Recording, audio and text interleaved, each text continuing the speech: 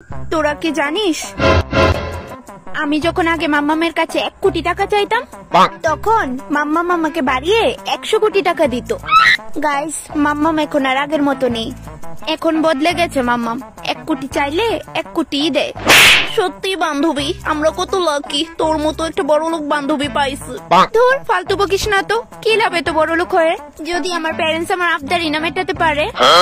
Princess, তুমি যে বলছিলে তোমার ডায়মন্ডের নেকলেসটা খুঁজে পাচ্ছিলে না, ফাইনালি খুঁজে পেয়েছি। এই দেখো। ও, পেয়েছো? বাট কোথায়? আর কোথায়? তোমার টেবিলের নিচে। ও, ওটা এখন আমার চাই না মাম্মাম, ফেলে দিতে পারো। কি বলছিলাম? ফেলে দাও বাইরে। Are you sure princess? ফেলে দাও, ফেলে দাও। আচ্ছা ঠিক আছে, তাহলে আমি এই ডায়মন্ড নেকলেসটা ফেলে দিচ্ছি, তুমি যখন আর পরবে না। কি বলছিলাম? শোন না, বলছি কি আমাদের আজকে তাড়াতাড়ি বাড়িতে যেতে হবে, তাই না রে? হ্যাঁ রে, যেতে হবে আমাদের। তোরা চলে যাবে এখন? উমা, বললি যে সন্ধ্যার সময় যাবে।